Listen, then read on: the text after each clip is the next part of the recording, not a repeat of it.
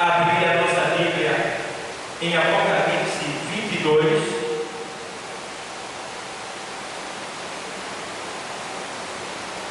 A gente vai ler do 6 ao 12.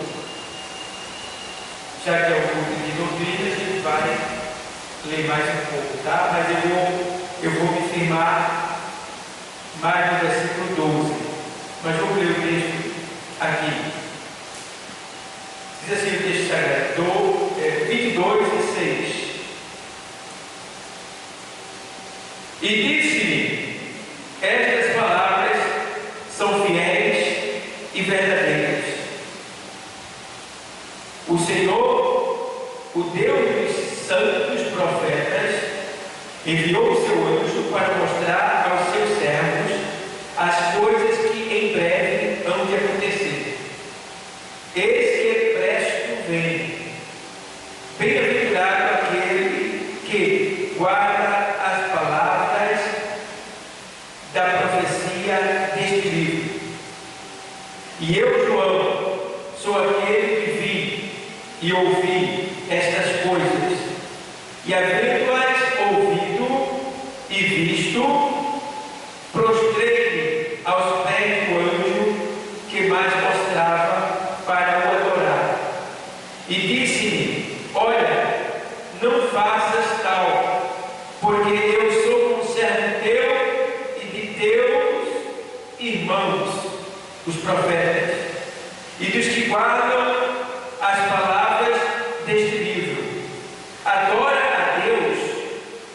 E disse-me: não cedes as palavras da profecia deste livro, porque próximo está o tempo.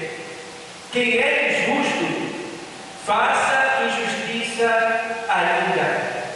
E quem está sujo, suje-se ainda. E quem é justo, faça justiça ainda.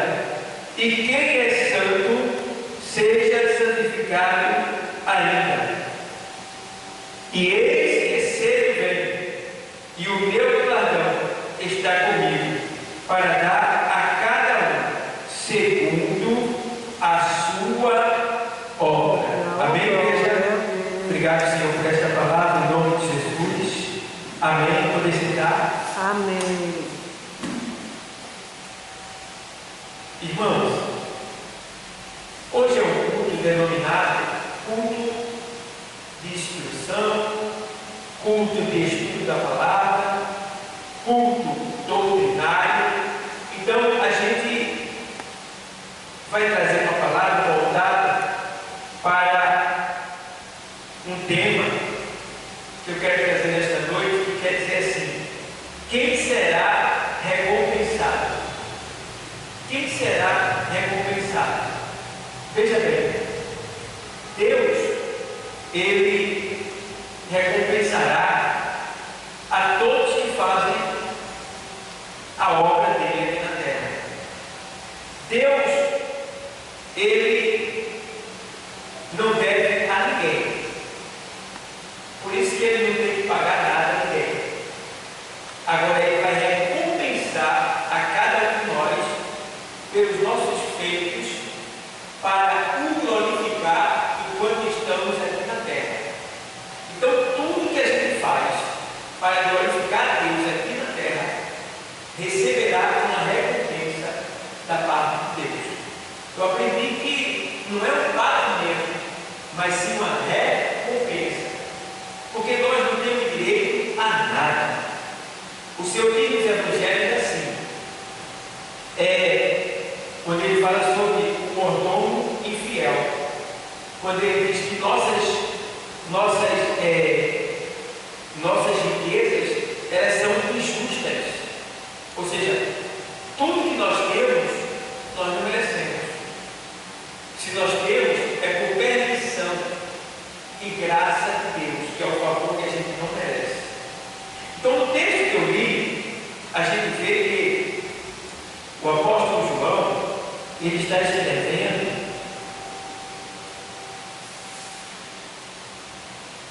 e deixando bem claro uma coisa: há demonstrações e promessas finais e conclusão. Vou narrar esse ponto aqui para poder entrar no estudo, tá bom? Então, disse-me estas palavras, são fiéis e verdadeiras. O Senhor, o Deus dos santos profetas, enviou o seu anjo para mostrar aos seus servos as coisas que em breve hão de acontecer. Então, João tem uma visão de um anjo que lhe traz essas palavras para ele e manda ele escrever. Então, a gente aprende aqui que isso não veio do homem, primeiro ponto, isso veio de quem? De Deus, para nós, tá? Versículo 7. Eis que presto vem, ou eis que cedo vem. Bem-aventurado aquele que guarda as palavras da profecia deste livro, ou seja, é feliz todo aquele, ou seja, é mais do que feliz todo aquele que guarda as palavras desta profecia, que é a palavra de Deus, a Bíblia Sagrada. Então, a pessoa que guarda essas palavras, ela é mais do que feliz. Então, veja a razão de muitas pessoas serem tristes, amarguradas, depressivas, angustiadas, aflitas. É por quê? Porque elas não guardam essa palavra. Se guardar essa palavra, você vai passar por dificuldades, por problemas, vai. Mas você vai ser uma pessoa triste, depressiva, uma pessoa cabisbaixa, uma pessoa desanimada. Por quê? Porque a palavra de Deus ela é viva e eficaz, e ela é vida para a nossa vida aqui na terra. Então, a gente aprende isso daí. Versículo 8. E eu, João, sou aquele que vi e ouvi estas coisas, e havendo as ouvido e visto, prostrei-me aos pés do anjo que mais mostrava para o adorar. E disse-me: olha, não faças tal, porque eu sou conservo teu e de teus irmãos, os profetas, e dos que guardam as palavras deste livro. Adora a Deus. O que a gente aprende aqui? A gente aprende que não podemos adorar anjo. Tem muitas pessoas no mundo que adoram anjo, né? Às vezes, eu estou falando com alguém assim, aí eu digo assim: olha, tu agora está rico, né? Aí a pessoa faz assim: ah, que tu falas pela boca de um anjo, né? E não é o anjo que tem o poder de nos abençoar, é Deus que tem o poder de nos abençoar. E quando Ele quer nos abençoar, então Ele se utiliza dos seus ministros, que é quem? Os anjos que trabalham a favor de cada um de nós, como Ele diz aqui, ó. Ele está dizendo aqui assim, ó: eu sou o conservo teu e dos teus irmãos, os profetas, e de todo que guarda essa palavra, a palavra dessa profecia, tá bom? Aí versículo 10. E disse-me: não cedes as palavras da profecia deste livro, porque próximo está tempo. Ou seja, não pare achando que isso aqui foi o suficiente. De certa forma, ele está dizendo assim: não pare, né? Mas divulgue isso, mostre isso, porque o tempo está próximo. Beleza? Aí vamos lá, verso 11: quem é injusto, faça injustiça. O que é que Deus está querendo dizer aqui? Se você conhece a palavra, que está na minha presença, continua sendo injusto, então continue, seja injusto ainda, né?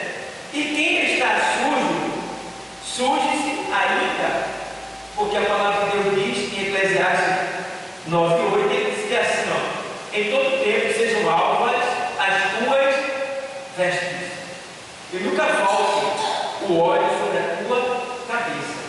Então, eu tenho que estar sempre que limpo. E o que é que nos limpa? O que nos limpa é a palavra de Deus. Quando Jesus foi lavar os pés do discípulo, Pedro disse: lava-me os pés da cabeça.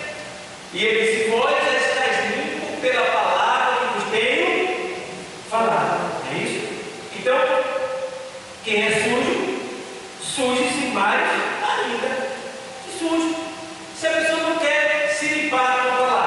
ser pela palavra. Quer continuar cheio de impurezas, como ódio, desejo de vingança, pornografia, prostituição, adultério, mentira, falso testemunho. Isso tudo é sujeira. Quer continuar sujo? Não quer se limpar não? Então continue sendo sujo, mas ainda. Então ele diz assim, ó, quem é santo, seja santificado ainda. Então se você é santo, não pare.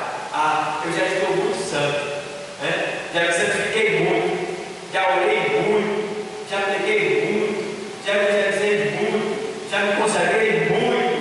Você parou? Então você não está santificando mais. Você está dizendo que é santo, se santifique mais ainda. Por quê? Porque a santificação nos aproxima de Deus. Para chegar a Deus tem que ser o quê? Santo. Bem? Então ele quer quem é santo, seja santificado ainda.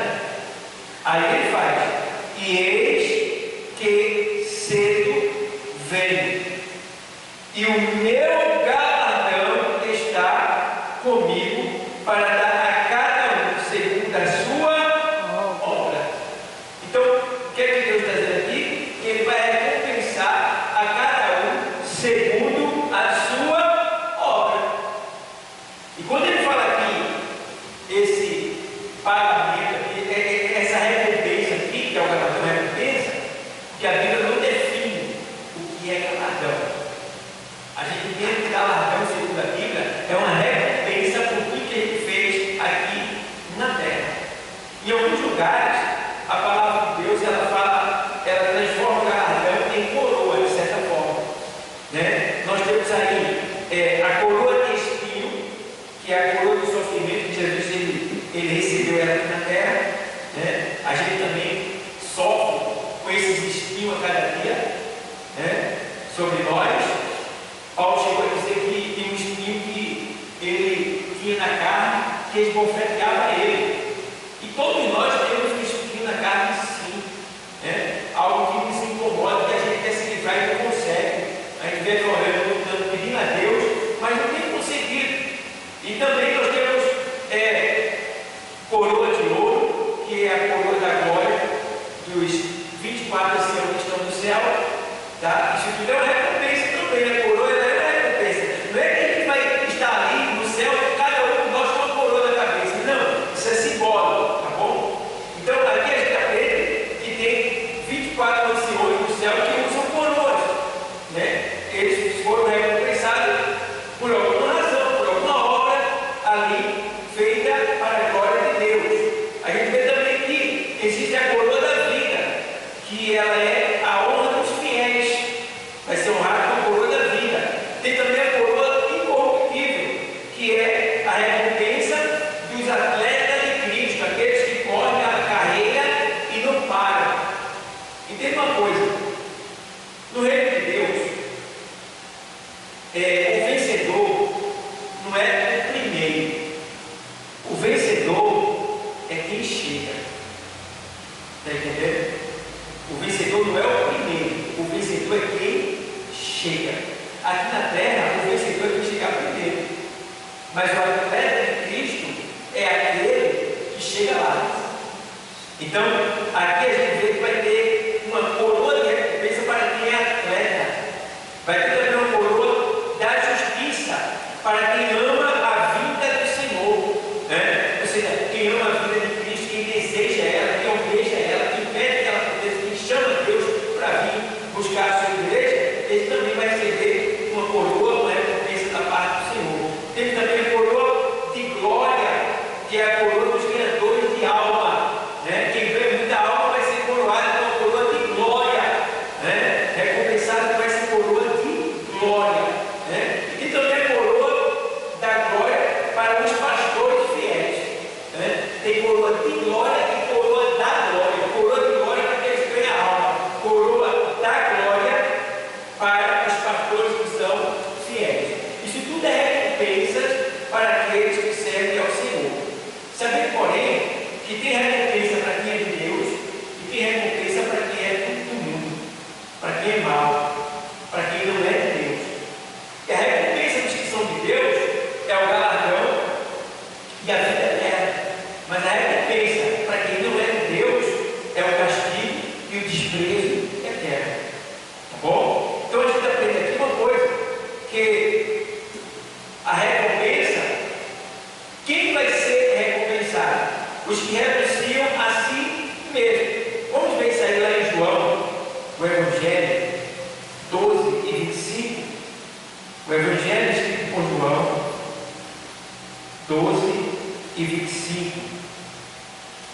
texto sagrado, vou ler para vocês.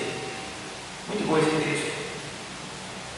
Quem ama a sua vida, perdê-la. E quem neste mundo aborrece a sua vida, guarda-la para a vida eterna. Quem é que ama a vida?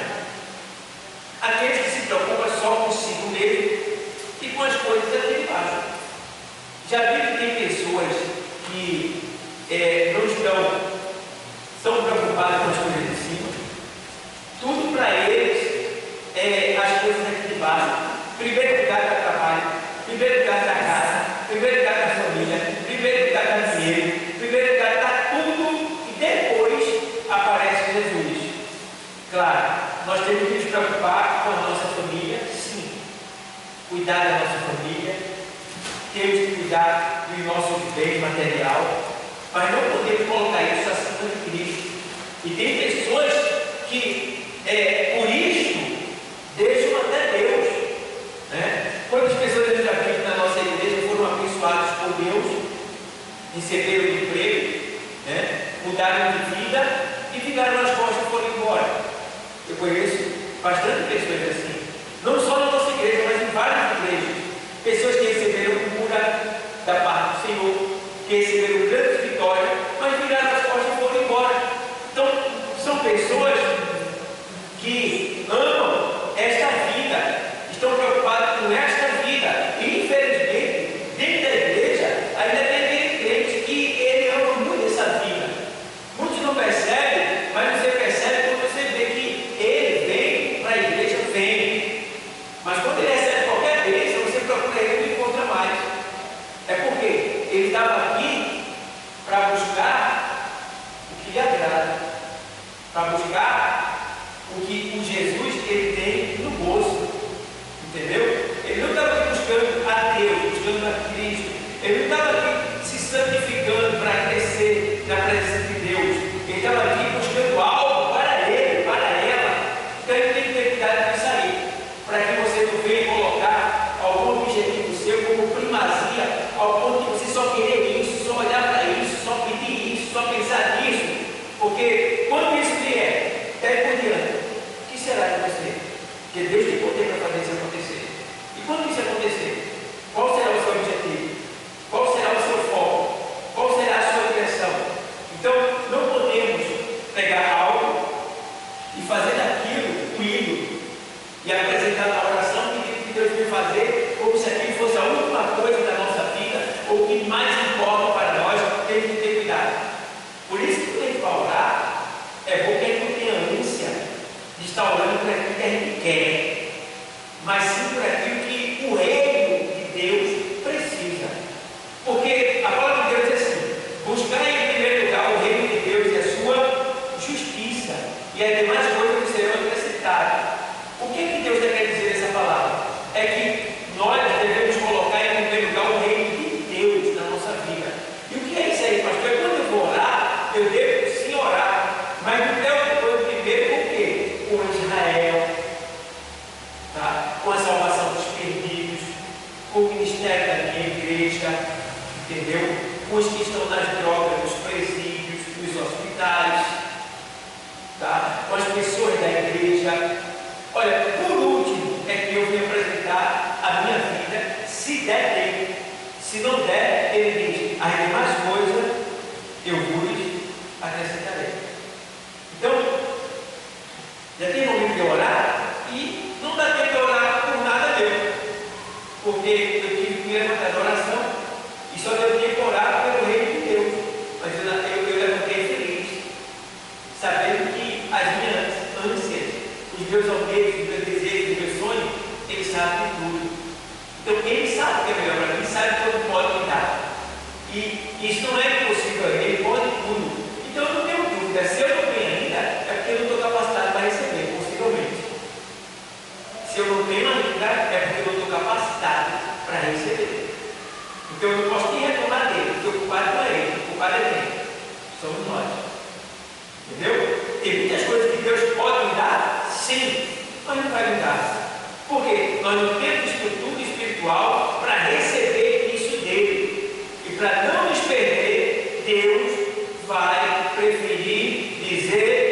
não. E a gente tem que dizer, sabe o quê? Obrigado, Senhor, por esse não. Entendeu? Obrigado, Senhor, por esse não.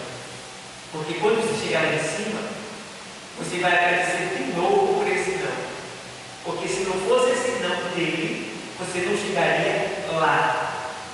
Está entendendo? Então muitos chegarão lá, sim, por causa dos não de Deus aqui. Vê só. Então a gente precisa saber entender, né? E levar em consideração isso aí e entender que não é Deus que não quer nos dar, é a gente que não pode receber. Nós estamos qualificados, nós estamos preparados, capacitados para receber isso que a gente pede a Ele, que deseja a Ele. Mas lembrando uma coisa, quando Ele não nos dá algo que a gente tanto quer, Ele consola o nosso coração com algo que Ele vê que a gente precisa. Está entendendo? Ele consola o nosso coração com algo que Ele vê que a gente precisa. Por exemplo, quando Deus me prometeu uma casa, há 25 anos atrás, e de lá para cá, de lá até os 18 anos de crente, ele não me deu a casa, mas ele mandava o dinheiro do aluguel todo mês. Deus me prometeu o carro e não me deu até certo tempo, mas ele me deu dinheiro para andar de táxi todo dia.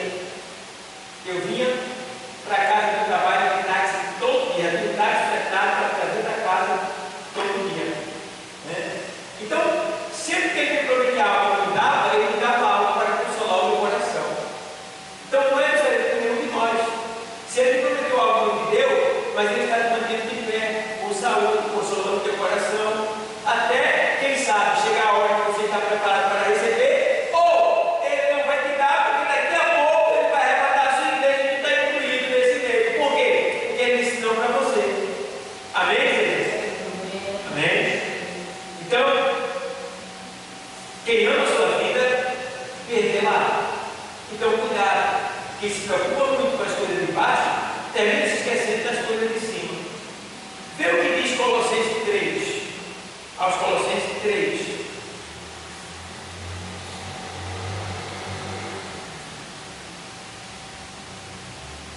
O texto sagrado diz assim: portanto, se já ressuscitastes com Cristo, buscai as coisas que são de cima, onde Cristo está o quê? Assentado à destra de Deus. Você já ressuscitou com Cristo? Diga, já. Você dizer, já? Você não morreu com Cristo? Eu pergunto assim, quem morreu com Cristo aqui? Você vai ter que dizer, eu. Entendeu? Quem morreu com Cristo aqui? Eu. Porque na morte de Cristo nós morremos e na sua ressurreição nós ressuscitamos com Ele. É bom a palavra que diz assim. Então, todos nós ressuscitamos com Cristo. Então, se a gente realmente já ressuscitou com Cristo, porque, entenda uma coisa, quem é que ressuscitou com Cristo? Vou dar um exemplo de Gálatas 2:20. 2:20. O que é que tem lá? Já estou crucificado com Cristo. E vivo não mais eu, mas Cristo vive em mim. Está entendendo? Então, quem morreu com Cristo? Todos nós estamos crucificados com Ele. Mas ao mesmo tempo que Ele ressuscitou, nós também ressuscitamos com Ele. Certo? Então, se já ressuscitaste com Cristo, buscai as coisas que são de cima, onde Cristo está sentado à destra de Deus. Então, a gente precisa se preocupar mais com as coisas celestiais, as coisas de cima. Você já viu que tem pessoas, irmãos? Tem pessoas que é chamadas crentes de conveniência. O que é conveniência? É tudo fácil. Conveniência é tudo fácil. Né? Por que aquelas lojas dos postos de gasolina é chamadas de lojas de conveniência? Porque você encontra tudo ali, facilmente. Então tem os crentes de conveniência também. Qual é o crente de conveniência? É aquele crente que diz assim: eu só vou na terça-feira. Porque na segunda eu não gosto muito não, sabe? E eu tenho outras coisas para fazer. Na terça-feira eu vou porque eu gosto da terça. Eu gosto da terça. E na quarta vai? Não, na quarta eu não vou não. Eu não vou não, porque eu só gosto do culto da quinta. Ou seja, é o crente de conveniência. Ele só vem do culto que ele gosta. Como coisa que Deus só fosse estar naquele culto.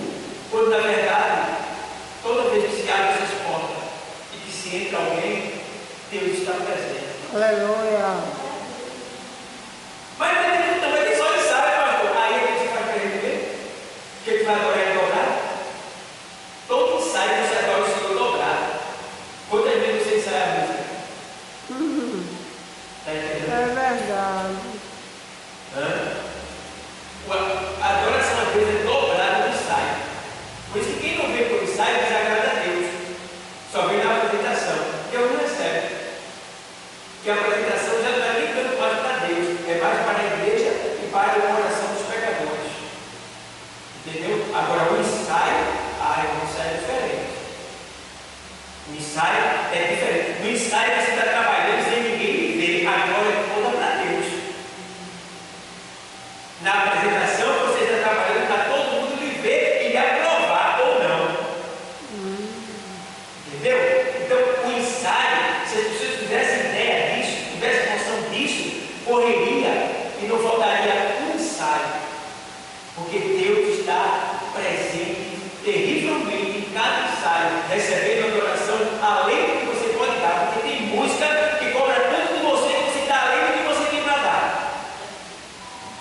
Então veja como Deus está recebendo e sendo adorado. Entendeu? Do mesmo jeito, quando tem uma reunião de obreiros da igreja para tratar assunto do reino de quem? Do pastor? Do céu. De Deus Deus. e na terra. De E Deus. alguém diz assim: eu não gosto de reunião. Vai? Não gosto de reunião.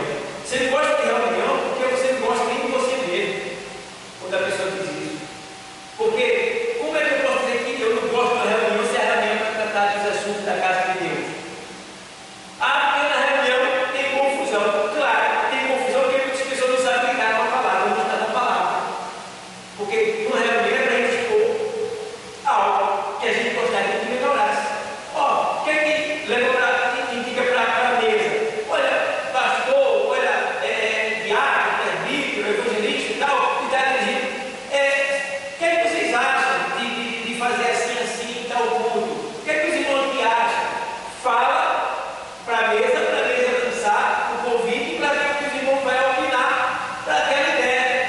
Mas às vezes acontece quando a pessoa está numa reunião e não saber se expressar, ou quem sabe até a pessoa falar e não ser bem compreendido. Então a gente precisa saber, entender que aquele momento é muito especial, Deus está presente e aí está tratando de assuntos do céu, e por estar tratando de assuntos do céu, a gente tem que ter uma educação além da conta. Irmão, eu já soube de reunião, depois o cara presbiteriano até hoje, que teve briga e murro na cara. Imagina uma reunião dessa. Deus está bem longe. Porque Deus não pede reunião a gente para a gente brigar. Ele manda que a gente se reúna para a gente se comungar, estar em comunhão, para a gente crescer e não se separar. Imagina uma reunião que todo mundo se separar de um lado do outro. E aí, Deus, como é que fica essa história? Então, quer dizer, a gente tem que ter cuidado. Já teve, quando eu vi uma reunião, eu digo: Deus, só me deixe falar o que o Senhor quiser. Já teve reunião que eu ficar quase mudo. E eu vi aquele algo e depois eu não levei nem para casa, eu joguei fora quando saí. Não era, Deus não queria. Eu não senti vontade de falar. Entendeu? Já que eu disse assim: eu estou até aqui, eu vou esperar chegar a reunião. Eita!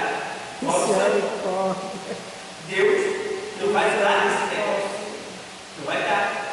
Porque você vai despejar esse veneno todinho na presença de Deus e vai contaminar o ambiente. Não pode. Porque, primeiro, reunião é uma coisa tão sábia que, se a gente imaginasse, para a reunião não se traz problema, se traz solução. Vou explicar. Quando você está na igreja, o que acontece no seu órgão, você tem que procurar quem? A dirigente. Hã? A dirigente. a dirigente do seu órgão. Ela vai resolver a situação. Se ela não conseguir resolver a situação, o que é que ela faz? Procurar a direção para resolver aquele problema. Está entendendo? Então, aquele problema, ele já não vai para a reunião. Isso é todo problema. Se tem um problema com o obreiro, deve procurar quem? A direção da igreja, o pastor, o evangelista, o dirigente da igreja. Para ser resolvido aquele obreiro que ele está fazendo o que está acontecendo. Então, imagina, se a gente não agir assim, vai levar aquilo para a reunião, não pode. Então, a reunião é para ele trazer ideias, soluções, propósitos, metas, resultados. Mas as reuniões estão servindo para o quê? Separação, contendas, brigas.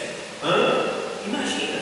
Então a gente precisa aprender o que é uma reunião para Deus, com Deus. Uma reunião eclesiástica na igreja. Temos que tratar todo mundo como superior a nós. Entendeu? Aí fica bonito o negócio. Então, essa é uma das causas dos problemas das pessoas em reunião. Uma reunião não sair com perfeição, as pessoas não saírem alegres. Então a gente precisa aprender isso daí. Então, uma pessoa que é crente de conveniência, ela só faz o que é bom para ela. O que lhe pesa, o que lhe dificulta na obra de Deus, ela não quer fazer, ele não quer fazer. Só faz o que é fácil. Meu irmão, esse sacrifício para Deus, ele não vai poder galardoar assim grandemente, porque existem as obras que são feitas. 1 Coríntios 3 e 12.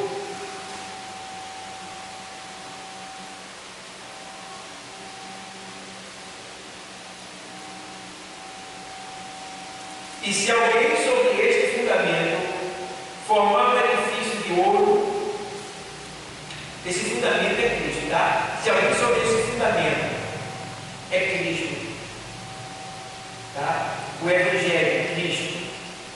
Formar um edifício de ouro, ou seja, fazer uma obra de ouro, um edifício de ouro. Uma obra de ouro, irmão. O que você acha de uma obra de ouro? Uma obra excelente, né? Uma obra de muito valor. Entendeu? E o ouro, se acha fácil? Não. Se acha ouro em qualquer lugar? Não. Está entendendo? Se alguém sobre esse fundamento de Cristo fizer um edifício de ouro, uma obra de ouro, então, irmão, uma das melhores obras é a obra de ouro.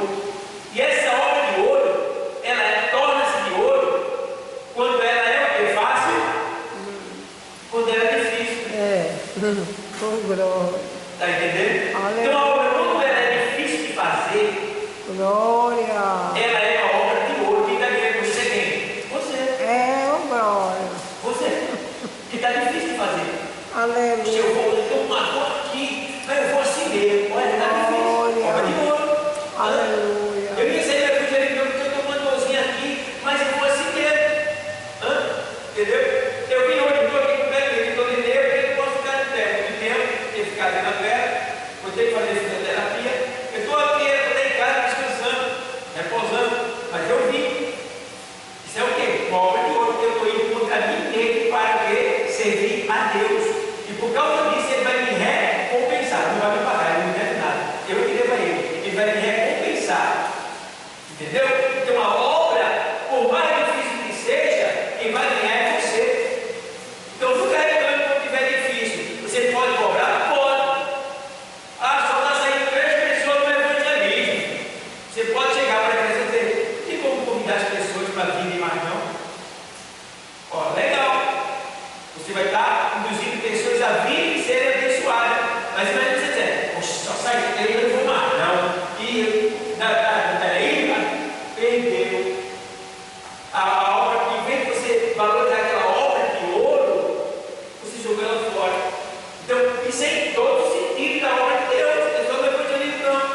era no ensaio, entendeu? Aleluia, glória. Entendeu? Então, eu começava com 50 alunos, eu estou só com 10 agora. Eu fiz uma boa divulgação, mas eu estou com 10. Então, eu vou reclamar? Não. Vou ensinar do mesmo jeito que eu ensinava 40, 30, 50, do mesmo jeito.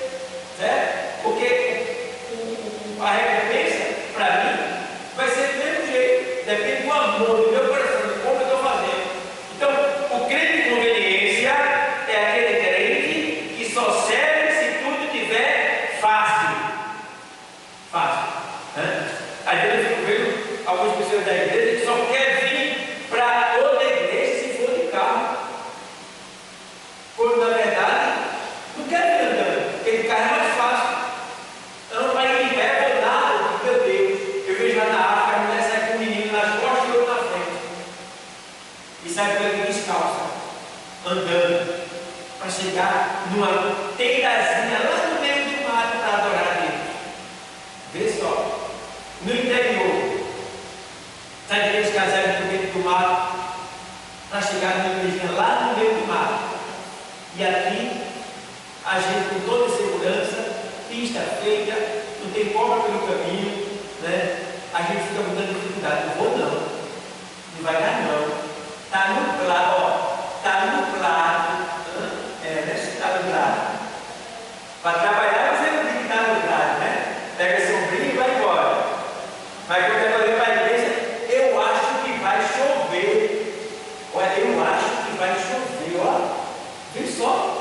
Então, meu irmão, já olhou como a gente de certa forma, crente em conveniência, e a gente precisa mudar. A gente precisa ser melhor. Não, eu já fui a 4 cultos essa semana, vou mais não, chega de culto. Eita! Meu Deus do céu! Eu já fui a 4 cultos, olha. Está dizendo isso que veio a pulso. Já fiz tudo que tinha que ser feito já.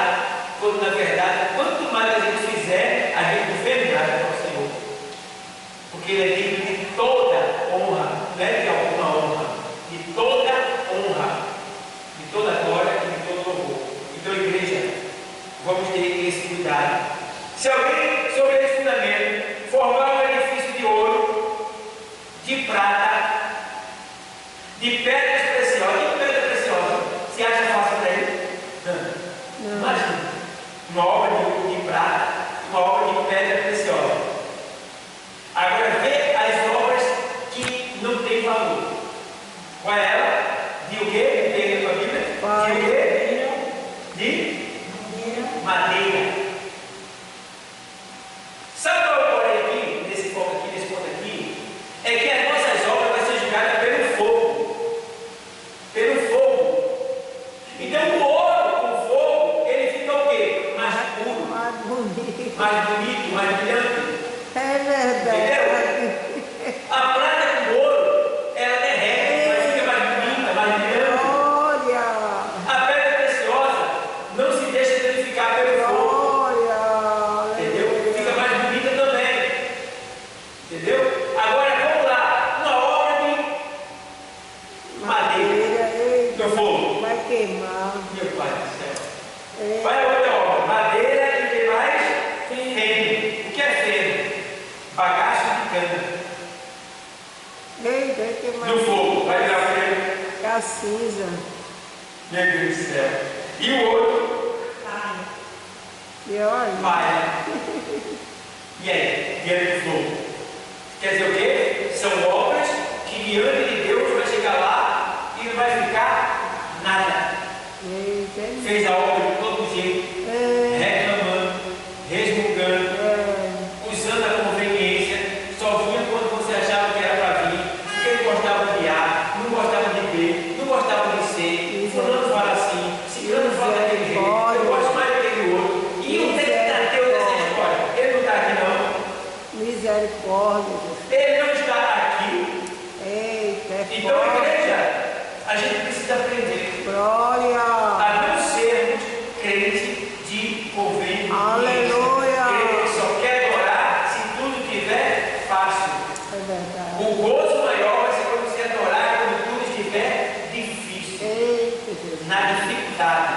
até na ata tem um hino que diz assim, que os louvores mais lindos foram escritos em quê? Tribulação. É forte. Foram os momentos mais difíceis que os louvores mais limitados foram escritos. É verdade. E aí a gente quer o quê? Então, Eu prefiro. aí tem aqui, ó. Vamos lá. A obra de cada um se manifestará. Olha, vai aparecer. Na verdade, no dia a declarará, porque pelo fogo será descoberta, e o fogo provará qual seja a obra de cada um. Se a obra que alguém edificou nessa parte permanecer, esse receberá o quê? Galardão. Tá bom? Galardão. Aí você veja esse galardão aí em Hebreus 12 e 29. Deixa eu ver se eu acho aqui aos Hebreus. Aqui aos Hebreus. Vou procurar para vocês aqui 12. Hebreus 6 e 10. Hebreus 12 e 29 que é aqui para você, para vocês, tá? Diz assim, ó, vou ler para você. Porque o nosso Deus é um fogo que já vem aí que vai provar a obra, né? Agora veja, Hebreus 6, se não me falha a memória, 6 e 10. Vamos lá. 6 e 10. Porque Deus não é o quê? Não é o quê, igreja? Para injusto, para se esquecer da vossa o quê? Obra e do trabalho da caridade que para com o seu nome, Hebreus 6 e 10, tá? Que para com o seu nome mostrastes enquanto servistes aos santos e ainda servis. Deu para entender que Deus não é injusto? Tá? Aí aqui, ó, ele diz aqui assim, ó, a obra de cada um, 1 Coríntios 13 e 15, na sequência. O 14, se a obra que alguém edificou nessa parte permanecer, esse receberá galardão. Se a obra de alguém se queimar, sofrerá detrimento, mas o tal será salvo, todavia, como pelo fogo. Então, quer dizer isso aqui. Quando é que uma pessoa ela vai chegar diante de Deus e a obra dela vai ser queimada? É porque pessoas que só trabalharam com uma vontade, que só trabalharam buscando a sua própria glória. Vamos lá. Você às vezes conhece pessoas que vai cantar Jesus.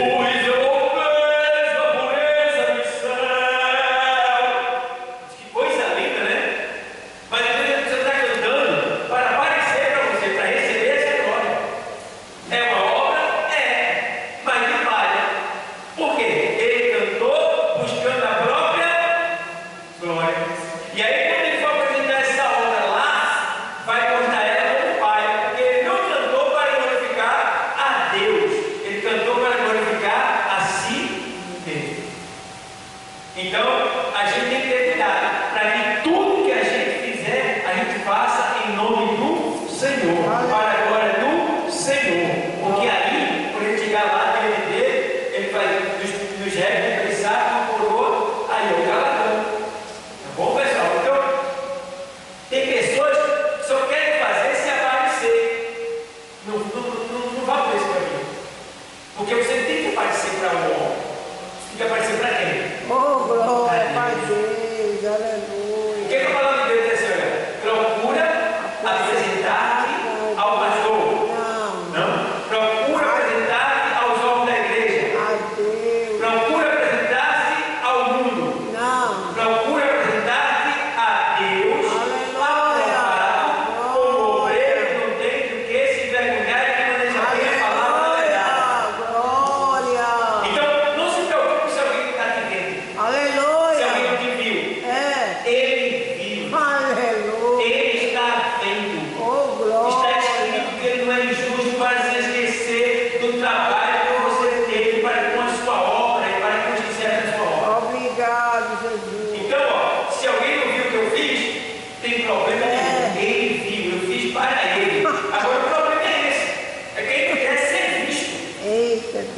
Mas não quero que alguém que foi fulano que deu, foi ciclano que deu.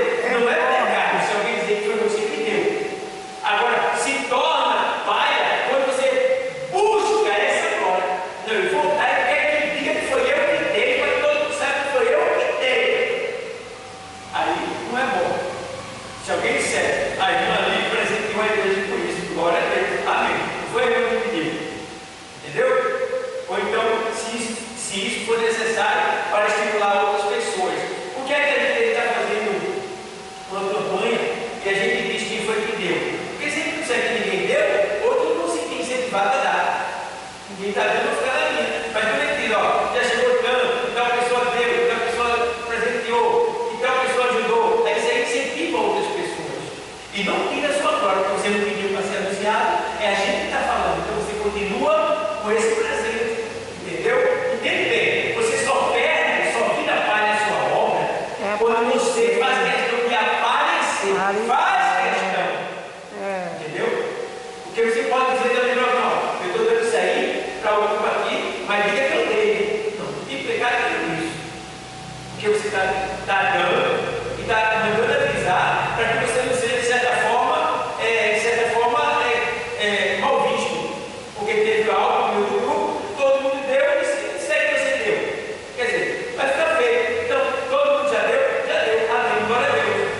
Entendeu? Então, a gente tem que ir por esse caminho. Não buscar a nossa glória.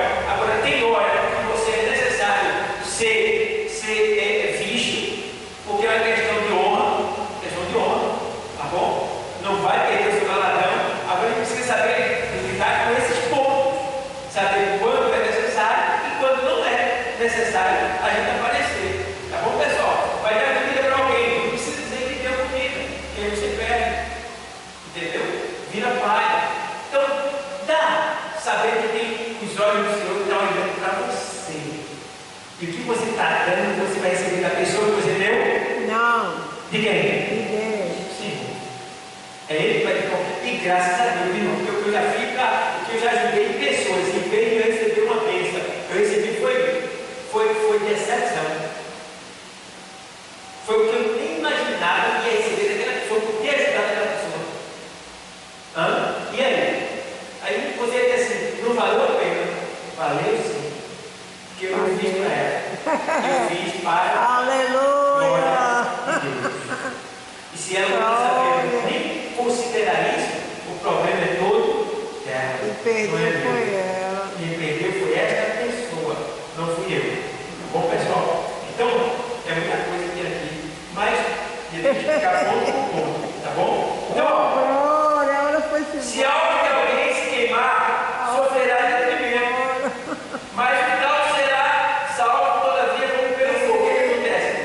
Muitas pessoas vão chegar lá, vê bem, tem pessoas que fazem a obra para aparecer.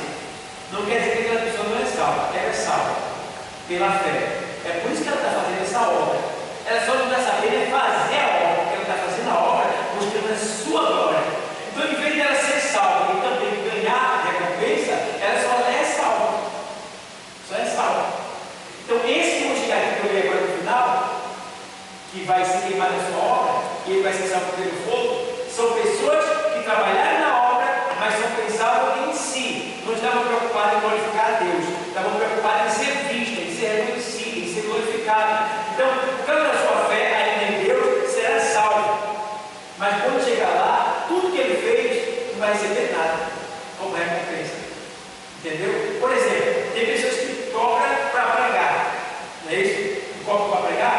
Então, tudo que aquela palavra da pregação dele fez acontecer, ele não vai receber pagamento nenhum por aquilo. Porque ele já cobrou, ele já recebeu o que tinha que receber. Entendeu? Tem pessoas que fazem as coisas com interesse. Então já recebeu o que tinha que receber.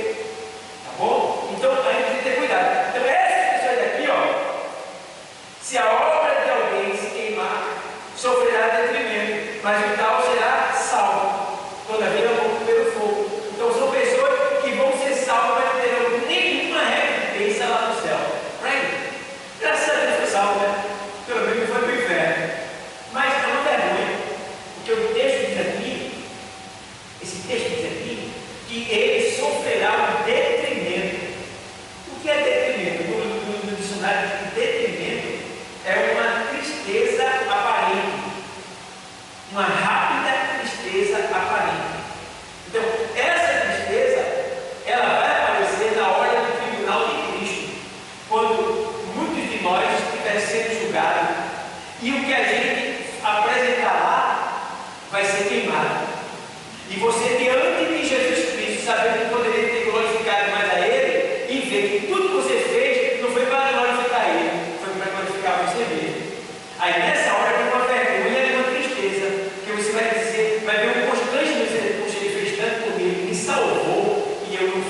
devia ser feito. Chama-se detrimento, a tristeza. Mas vai cessar ali mesmo, não vai passar para o céu não. É só naquele momento. Vai vir um impacto naquelas pessoas. Porque ela coisa, o senhor estava trabalhando, realmente era para ter feito melhor. Era para ter feito mais.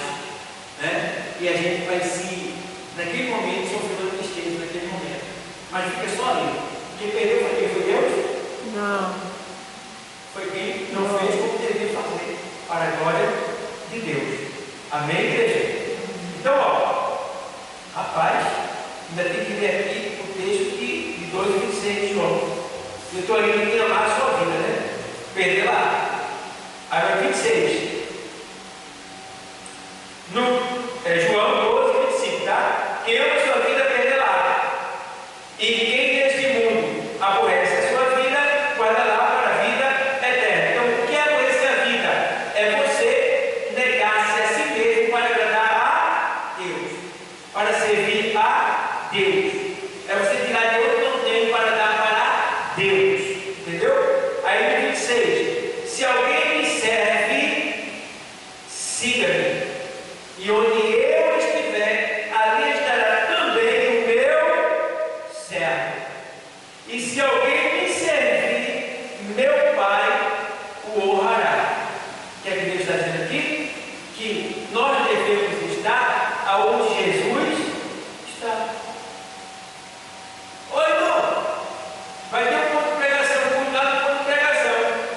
Ah, já ligou o tempo, diga. Jesus vai estar lá. Irmão, se você estiver aonde Jesus está, o que acontece? O que acontece aqui, ó, no texto? E se alguém me servir, meu Pai o honrará. Aleluia. Quando a gente está no culto de pregação, o que ele está fazendo ali? Servir. E saber, porém, que você não deve achar que você está servindo só porque você veio sentou nessa cadeira. Não. Você não é servo só para você sentar na cadeira. Você é servo para que dê vier na obra do Senhor. Se precisar de você, eis-me aqui. Faltou água, eu sirvo. Está suja a igreja, eu varro. Tem sujeira, eu lavo. Né? Vai pintar a igreja, eu estou envolvido. Entendeu? Vai ter uma festa, eu ajudo com o meu dinheiro. O servo, ele serve assim, honrando o seu Senhor. Então ele precisa aprender a não sermos crentes de conveniência, mas sim crentes que estão prontos para sofrer pela causa do Senhor. Como diz Paulo, na epístola de Paulo a Timóteo 2, ele diz: olha, sofre, pois, comigo as aflições como bom soldado de Jesus Cristo.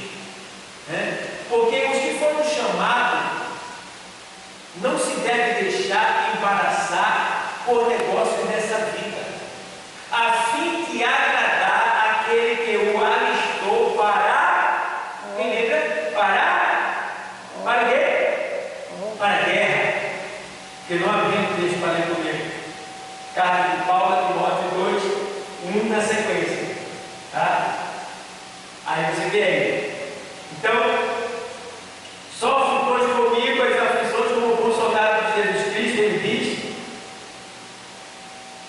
Quando ele faz tudo por meu filho, tá bom? Então, ó, precisamos ter esse cuidado de sofrer como bom soldado de Jesus Cristo.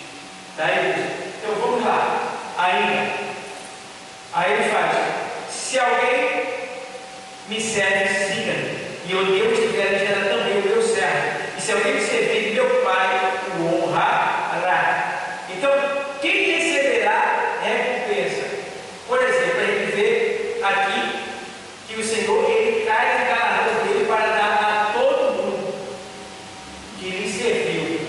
Em Mateus 10:42, o Senhor chega a dizer: olha, qualquer um que der sequer um pouco com água ao primeiro escolhido, não ficará sem galardão. Então Deus tem pagamento até para quem serve um pouco com água para a gente na rua. Vê? Uma recompensa. Né? Então, quem serve aos crentes vai receber recompensa de Deus. Veja como é bom servir a Deus e servir aos cristãos. tem pessoas na igreja que não ajudam esse irmão, já viu?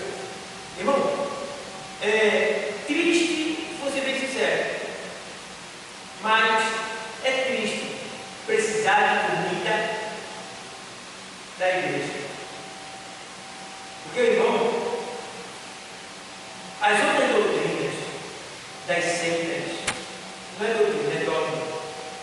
As seitas, se vocês verem como elas são organizadas, a gente é muito desorganizado. Tem igrejas ricas, também que são ricas, né? Elas mesmo compram a cesta básica, com vida, depois que chega e tal, elas organizam e tal. Mas o certo mesmo é quando a gente recebe o dinheiro, pegar o nosso dízimo ao Senhor, e nas nossas compras, aí dá o dízimo nas nossas compras também. Você comprou 300 reais, pega 30 reais, compra de feijão, açúcar, farinha, fuba, bota no saquinho e entrega na igreja. Tem alguém que está desempregado, tem alguém que está precisando. Mas a gente não faz isso. A gente não faz. E eu fico vendo que, olha, irmão, a gente tem gente que a gente dá do nosso bolso. Nós não somos líderes, não temos do nosso bolso. Porque a gente está cobrando, pedindo, o pessoal traz, só traz se for forçado. Quando na verdade isso tem que ser voluntário. Você não pode esperar ninguém pedir. Você vem com a sua bolsinha e bota no altar e entrega a direção da igreja. Fez sua parte, está vivo. Entendeu? Então por quê? Porque a igreja tem a parte dela e a gente tem que temos a nossa parte. Quanto mais a gente ajudar, mais a igreja vai poder ajudar. Por exemplo, a nossa igreja não é rica financeiramente. O dinheiro de oferta que entra é quase que ainda fica faltando nas despesas. Como a gente pode comprar cesta básica? Como a gente pode fazer?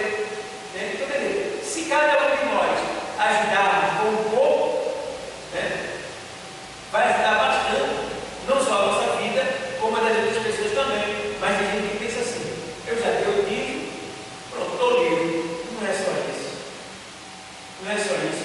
A Bíblia diz assim, em Mateus 23: se a vossa justiça não exceder no passado a dos escribas e fariseus, de maneira nenhuma entrarei no reino de Deus. Por que Jesus está fazendo isso aí? Porque os fariseus e escribas, eles davam esmola, eles ajudavam os necessitados, eles faziam tudo isso, mas eles eram dentro de si, eles eram pessoas falsas, hipócritas, mentirosas, perversas dentro de si. Então, Deus está dizendo: olha, se a vossa justiça não exceder a dos escribas e fariseus, então eu não só tenho que ser uma pessoa boa, espiritualmente falando, mas também tenho que dar além do que eles faziam. Eu tenho que ser bom e tenho que exceder nas obras de amor para com o meu próximo. Porque eles faziam tudo isso, mas não tinha amor. Então nós temos que ter o amor e tudo isso ainda. Já olhou que muitos de nós têm amor, mas muitas vezes não tem obra. Então precisamos ter amor e precisamos ter o quê? Obra. Porque a obra é para galardão e o amor é para salvação. Tem que ter os dois. Entendeu? Sabendo que a salvação, ela não depende das obras. As obras é para galardão, para recompensa. Certo? Então a gente precisa entender só isso daí. Que Jesus, ele já está chegando. E a gente precisa ter muito cuidado. Fazendo mal visão, ver como é que a gente está diante do Senhor. Para melhorarmos o mais rápido possível. Porque daqui a pouco, quando o Senhor chegar, ele vai me levar. E eu quero ser bem recompensado lá no céu. Quem quer ser bem recompensado lá no céu? Quem quer? Eu quero ser bem recompensado. Porque, irmão, o céu é algo infinito. É maravilhoso. E essa recompensa é para quê lá no céu? Será que é só para ter? Ah, fulano ganhou, ele ganhou mais, ele ganhou, ele deu um pouco. Não, é para isso? Não. Tem um objetivo, tem um propósito de Deus. Nossas recompensas lá no céu tem um propósito de Deus. O Senhor fala muitas coisas, dizendo que a recompensa é para você ter mais cidades, a recompensa é para você ter mais filho. Tem vários argumentos que as pessoas usam para justificar essa recompensa que Deus vai dar lá no céu. Mas nós não sabemos definitivamente, segundo a Bíblia, para que será. A gente apenas imagina, como já aconteceu algumas vezes, que galardão é a mulher do céu.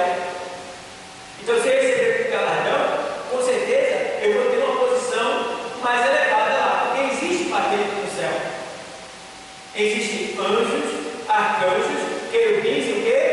Serafins. Isso tudo é patente. Então também haverá patente entre nós, mas não haverá pecado, não haverá desigualdade social, não haverá inveja, não haverá nada dessas coisas que tem aqui na terra. Será tudo perfeito, porque o céu não tem fim, a eternidade não tem fim, e nós estaremos ali para servir para sempre ao nosso Senhor. Amém, igreja? Que Deus continue abençoando a todos. Espera um momento bem forte, né? Mas a pessoa não respondeu muito, ou então não pegou os cultos, né? Mas espera